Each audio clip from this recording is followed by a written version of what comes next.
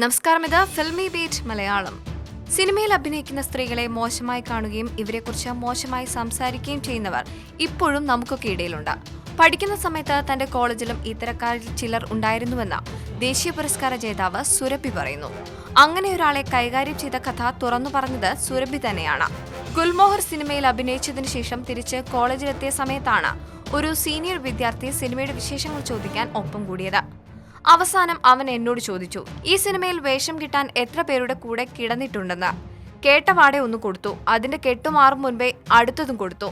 ഞാൻ തനി നാടൻ പെണ്ണാണ്. തന്നെ അപമാനിക്കാൻ ശ്രമിച്ചാലും പ്രതികരണം നാടൻ രീതിയിൽ തന്നെയായിരിക്കുമെന്ന് സുരഭി ഒരു അഭിമുഖത്തിൽ വ്യക്തമാക്കി. സിനിമയിലെ എല്ലാവരുമായും അടുത്ത ബന്ധം പുലർത്തുന്ന ആളല്ല ഞാൻ.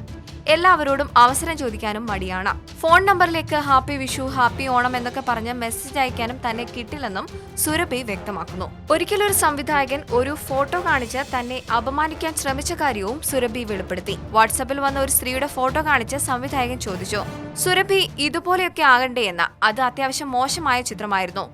അല്പവസ്ത്രധാരണിയായ സ്ത്രീയായിരുന്നു ആ ചിത്രത്തിൽ. അയാൾ എന്തുദ്ദേശത്തിലാണ് അത് എന്നെ കാണിച്ചതെന്ന് മനസ്സിലായില്ല.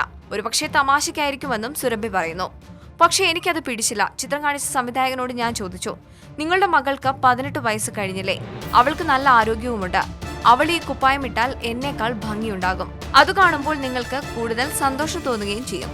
ഈ മറുപടി കേട്ടതോടെ അയാൾ ഐസായി പോയി.